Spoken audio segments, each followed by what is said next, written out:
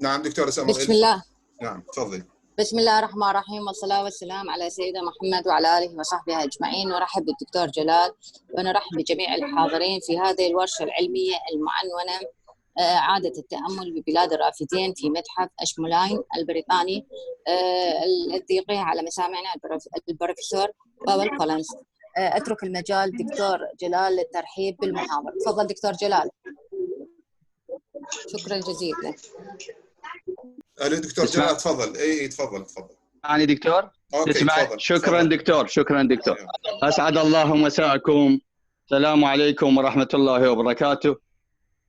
شكرا لرئاسة قسم التاريخ في كلية الاداب الجامعة المستنصرية على اقامته لهذه الورشة العلمية بالتعاون مع جامعة اكسفورد، وربما تكون من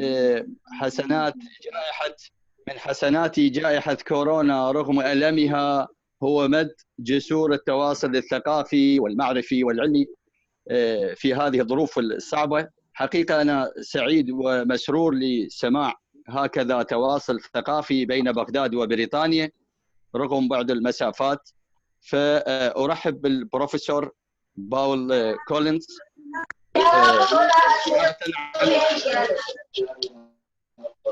نيابة عن عمادة كلية الاداب.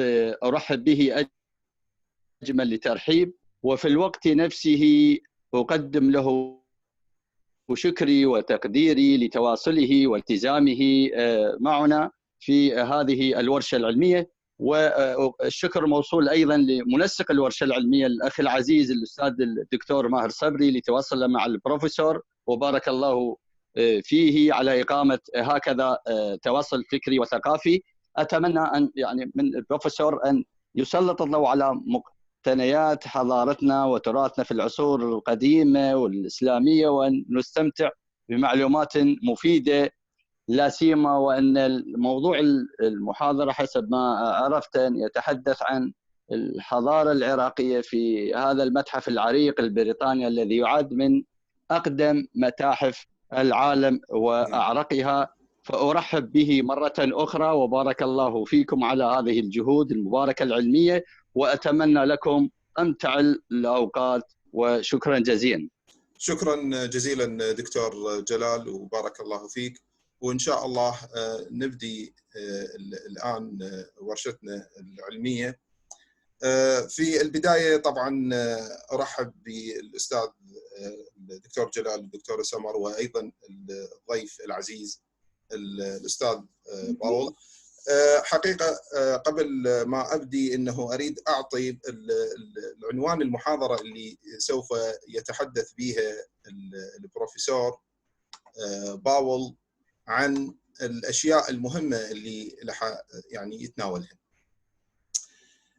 طبعا بالنسبة للمحاضرة هي إعادة التأمل ببلاد الرافدين في متحف اشموليان البريطاني. سيتحدث البروفسور باول عن متحف اشموليان البريطاني في مدينة اكسفورد، الذي يحتوي على مجموعة من مقتنيات آثار بلاد الرافدين، حول كيفية امتلاك المتحف لهذه المقتنيات وفي نفس الوقت طريقة عرضها. أن هذا الموضوع يعود بنا إلى تاريخ الاستعمار البريطاني في القرن العشرين، وتأثر متحف الآثار في هذه الحقبة من هذه الأحداث الماضي وأثرها في الوقت الحاضر. البروفيسور بول نطي شيء من بعض من السيرة الذاتية. بروفيسور بول بكالوريوس ماجستير دكتوراه جامعة لندن، اختصاص تاريخ الشرق الأدنى القديم. اختصاصه الدقيق هو علم الآثار. عمله تدريسي في كلية جيسس جامعة اكسفورد. رئيس المعهد البريطاني لدراسة العراق. منسق قسم الشرق الأوسط في المتحف البريطاني. أمين متحف اشموليان للفنون والآثار في قسم الآثار جامعة اكسفورد. طبعا النشاط العلمي طويل له، لكن نختصر فيه. هو له العديد من البحوث والكتب المنشورة في التاريخ القديم والآثار، ومشاركته في كثير من المؤتمرات المحلية والدولية حول إيران القديمة وبلاد الرافدين. هذا شيء موجز عن محاضرة اليوم، وإن شاء الله سيتحدث الدكتور باول بشكل مفصل عن الموضوع. دكتور باول, can you hear me now? Thank you, yes. Yes, yes. Now start your lecture. Go on. Thank you very much. And it's a very great honor for me to have been invited to talk to you this evening. I wish very much that I could have done that in Baghdad, but I hope that as many of you will be able to join me as possible over Zoom. So thank you very much indeed to the university for this invitation. This evening, I'd like to talk about what we are trying to do in Oxford to tell the story of ancient Mesopotamia, but also to think about how that ancient story can tell us about more recent history. I'll start with this image, which is of one of the Oxford colleges. This is Oriel College, part of the University of Oxford, and this has become famous in the country, in the United Kingdom, because of a statue. The statue you can see in the center of the building. This is a statue of Cecil Rhodes. He was a British empire builder and conquered and ruled a large part of Africa in the 19th century. There has been a huge debate in Oxford about whether this statue should stay on this building. And it has made everybody think about their colonial past. What did the British Empire do in terms of its history? It has made the Ashmolean Museum think about its own history and how so much of that was created as a result of the British Empire. And what that means in terms of our history and our relations with Iraq, and how we tell Iraq's ancient past.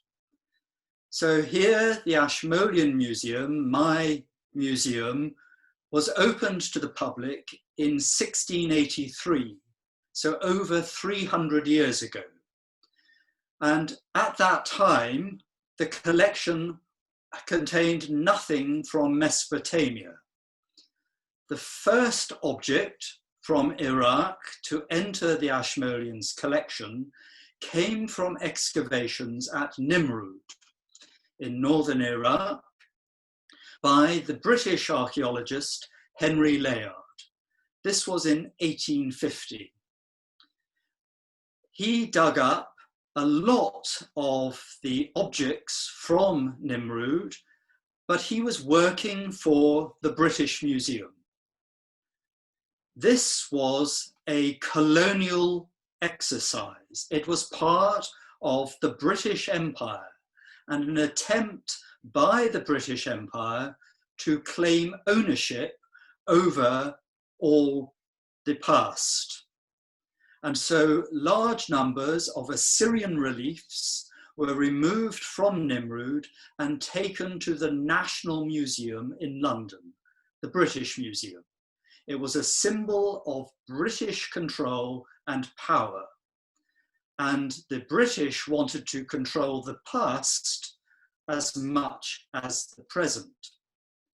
So although most of the Assyrian reliefs went to the British Museum, Henry Layard gave one or two of the reliefs to friends and other institutions. And because the University of Oxford had given Henry Layard a degree, Henry Layard gave Oxford an Assyrian relief. This is the Assyrian relief from Nimrud, which is now in the Ashmolean Museum. It arrived in Oxford in 1852, and was the first and only object from Iraq in Oxford at that time. It would take another 50 years before more objects came to Oxford from Iraq. Until that time, the Ashmolean's collections had only objects from Western Europe. So classical sculptures, Greek and Roman, as well as objects from Europe. Paintings, drawings, sculptures, art, but nothing outside of Europe. The only other objects which were in the Ashmolean, which were not from Europe, came from Egypt. And so the Ashmolean Museum was a museum just of Western civilization and those areas of the world which at that time was thought to be connected with the West, particularly through the Bible. And so objects from Egypt were brought to Oxford to join the collection of Western civilization. No other part of the world was represented. And then that changed with the expansion of the British Empire. A story that will be, I'm sure, familiar to you all. The invasion and occupation of southern Iraq by the British Army as they campaigned against the Turkish Ottoman Empire, which controlled Mesopotamia. So here you can see on the left-hand side a photograph of the commanding officer of the British forces, General Stanley Maude, entering Baghdad in 1917. And with that invasion and occupation, Britain could take control over the heritage of the country. On the right-hand side of the slide, you can see British Army officers visiting Babylon in 1918. Babylon had been excavated by German archaeologists. Germany, of course, were on the other side in the war, and so Britain could now take ownership of this past. And we see British Army officers visiting Babylon as tourists. It was part of a claim by Britain over antiquity. And as a result, objects from Mesopotamia, from Iraq's ancient past, started to arrive at the Ashmolean. It could join with Western civilization, Egypt, and now be part of that story, the origins of the West as it was thought at that time. Of course, British occupation of Mesopotamia resulted in the establishment of the Kingdom of Iraq. And here you see an Ottoman stamp overprinted with the words British occupation in 1921. So there was a real sense of Britain taking control through the Kingdom of Iraq. And the past was very important in that story. You will, I'm sure, know the name Gertrude Bell, appointed by King Faisal I as Honorary Director of Antiquities in Baghdad. This is a photograph of Gertrude Bell and instructions on how to reach her. You could send a telegram to her by simply sending it to Antiquity, Baghdad. She would take control over the antiquities of the new kingdom, deciding what would go into a new museum in Baghdad, and would write the laws that would allow foreign excavations to remove objects from the country. As a result of these new laws, large excavations by foreign archaeologists began to dig enormous holes in the ground in Iraq. The two biggest excavations were those at Ur by the British Museum and the University of Pennsylvania, and a very large excavation at the site of Kish, which was by the University of Oxford and the Field Museum in Chicago. And as a result of these big excavations, thousands of objects from Kish entered the Eshmollian Museum. They told a story of the origins of the world's first cities. They told a story of the world's first palace and king in Iraq. They told the story of the world's first empire.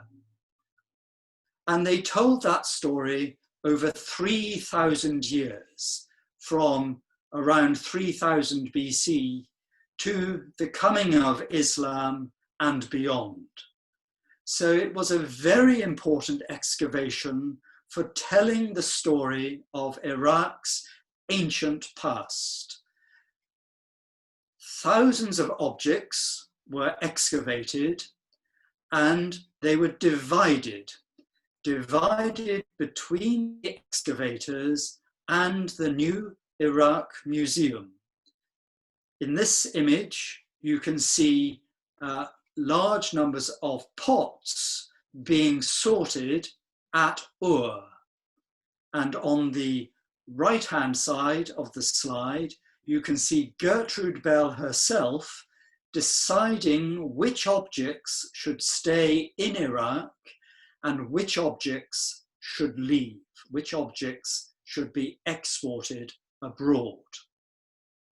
The result was that the excavations at Kish were divided between the Antiquities Museum in Baghdad, which Bell had established, the Eshmollian Museum in Oxford, and the Field Museum in Chicago. So the story of this site, a really important site in Iraq, and Iraq's history was split between different centers around the world. And this was precisely because Britain had the power to do this. It was part of the British Empire, the legacy of colonialism. Not only objects from Kish came to Oxford at this time, but many hundreds of cuneiform records. The ancient documents of Mesopotamia were being dug up at many sites across southern Iraq, and they too were being taken out of the country. Some of them were certainly smuggled out, and some were being looted from sites rather than being excavated. In the Eshmollian, we have some 5,000 cuneiform records from Iraq. This is one of the most famous examples, the Sumerian king list. It lists all the rulers of the cities, some of the cities of ancient Sumer, back in time to the beginning of time. A very important and interesting document, but we really don't know where it was discovered. It was probably looted from the site of Lhasa, but we can't be certain because, of course, it was bought by somebody in Baghdad, who then gave it to the Ashmolean. By 1932, excavations in Iraq had filled the Ashmolean with objects from ancient Mesopotamia. So now the Ashmolean could represent Western civilization and what was thought to be its roots in Egypt and Mesopotamia. And that story continued to be developed as a result of the establishment of the British School of Archaeology in Iraq.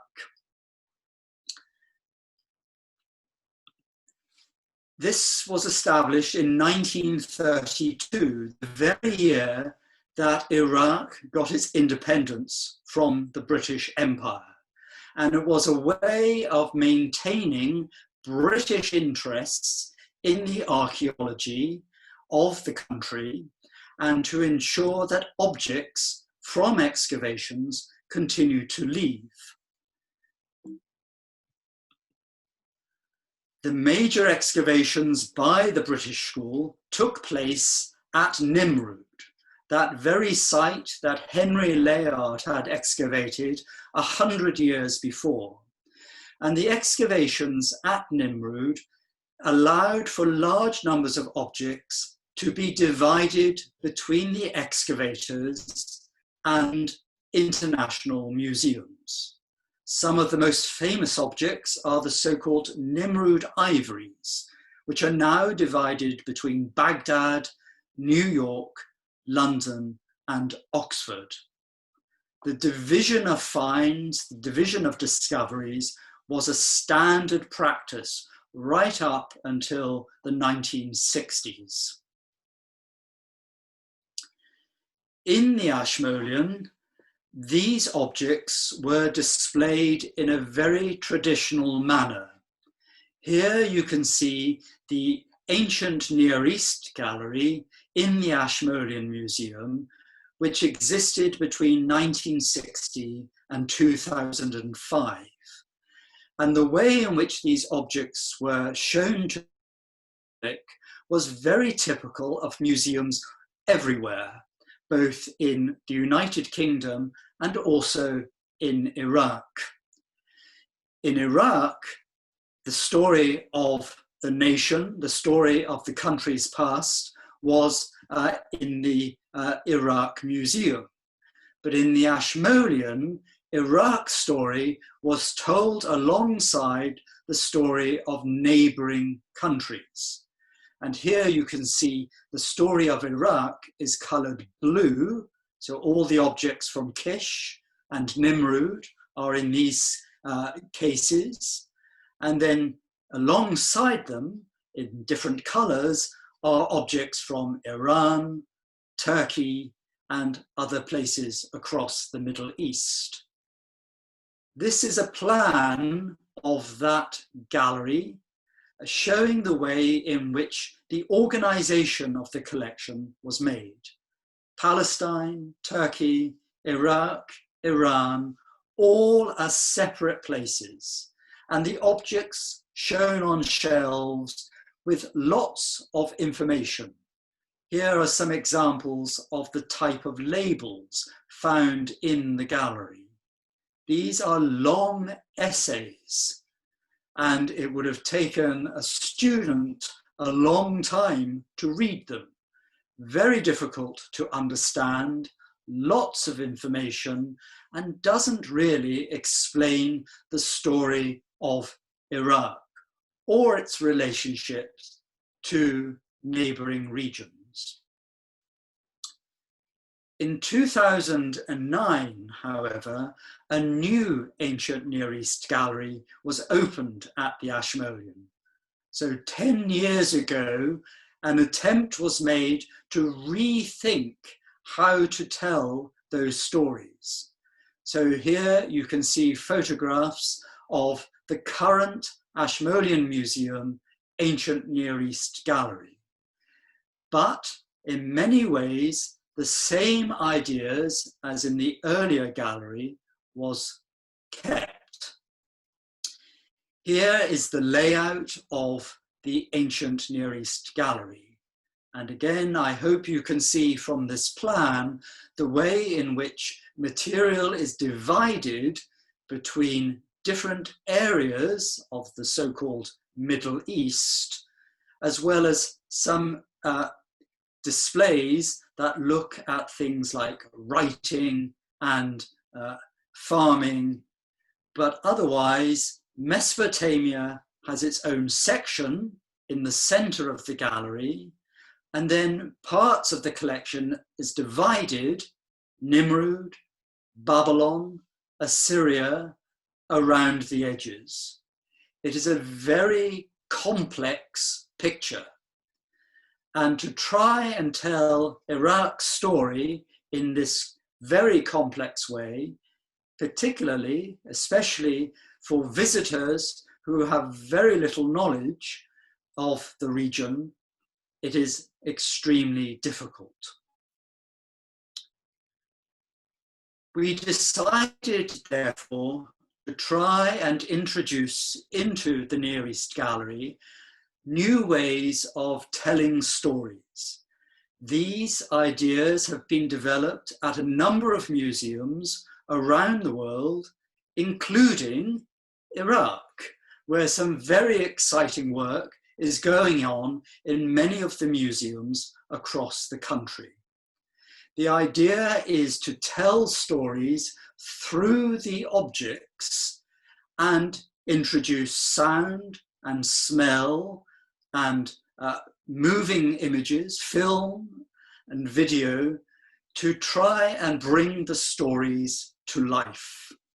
So not just pots on a shelf, but ideas about people and their lives. In this way, we hope that we can make visitors to the museum understand the objects that they are looking at were part of people's story, and by understanding them, they will come to value them.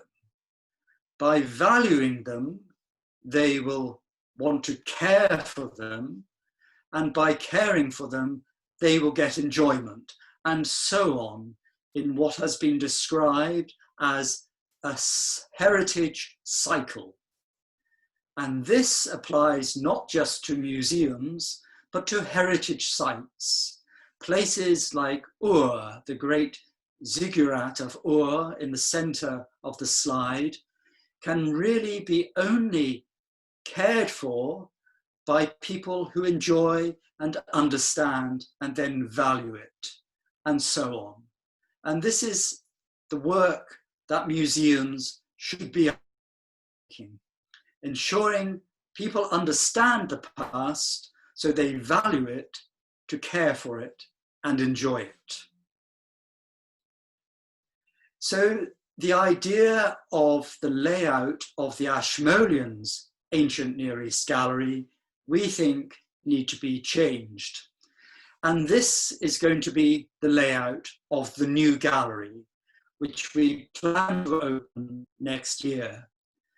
Now the story will be told not through different regions of the Middle East, separated from each other, but through ideas and from the early farming communities of the Middle East, through the emergence of first cities, the emergence of kings, the emergence of schools and writing, and the development of great empires, the focus here on the Assyrian Empire. So you can travel through the story of Iraq from one end of the gallery to the other, through the experiences, the voices and ideas of people, not just objects. I will give you a few examples of what we are hoping to achieve. One of the most important areas of the new gallery will be devoted to the story of how the objects came to the Ashmolean. This will explain to visitors from Oxford, from around the United Kingdom, as well as our visitors from abroad, how the objects were part of the story of the British Empire, and how it was through claiming the past that these objects came to the Ashmolean. But in fact, how they are very much part of Iraq's past, emphasizing the colonial legacy and how we might address it. And that includes the question of restoration, restoring or restitution, restoring objects to Iraq, part of a wider debate around what objects in foreign collections are about. And as part of that story, we will remind visitors of the expedition to Kish in the 1920s through film such as this. Here you can see a film taken at Kish in 1927 by the British archaeologists, recording the workers who did the digging. And they are, of course, Iraqis. They were employed to dig the large holes in the ground, but it is on the basis of the foreign colonial powers' control over the country. And it is through moving film and through sound, as we will see in a moment, that we hope to make this story alive and meaningful to people. Another area that we want to focus on is the idea of the world's first cities and how kings emerged in ancient Iraq, in Mesopotamia. And so in a series of cases along this wall, we will lay out the objects so that they tell the story of that development, as if you were reading a book. So the labels will tell that story of the objects. And we can show how from Susa in Iran and Tel Brak in Syria, the world's first cities emerged and then developed in Sumer, where writing emerged and kingship. So an interconnected world, just as it is today, through objects and the voices of the ancient people, captured in writing. So this is now being imagined as a story that a visitor can follow, not just objects on a shelf, but rather part of living experiences. Another area which brings those living experiences, we hope, to life is in a section devoted to schools and scholars. This is a case which will explain the extraordinary development of writing and the world's first schools in places like Nippur and Uruk and Ur. And to do that, we will show some of our cuneiform tablets. This, for example, is an account of the famous epic of Gilgamesh, perhaps the most famous story to have come from Iraq. And we have, as part of the display, the opportunity for people to listen to ancient Sumerian.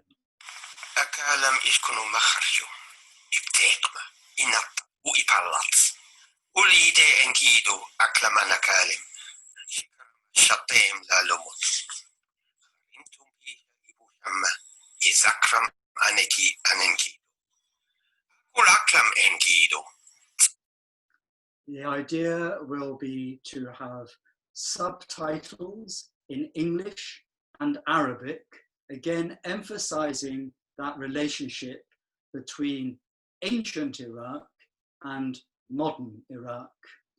through storytelling. And this is one of the big changes that is happening in museums around the world. Creating galleries which will invite people from around the world to experience the past through narrative, through stories. It's something, of course, that is found all around the world and which everybody can engage with. And as a result, we hope that we can make museums a place where communities can come together to share the lived experiences, those that are greater than any differences we see or imagine. And through that process, connect ancient Iraq to modern Iraq and the stories of how Iraq was established through the colonial experience and the legacy of that age.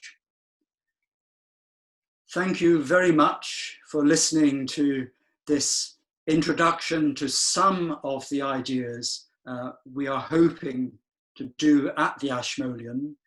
It is something that we can only do through the collaboration and friendship of the people of Iraq.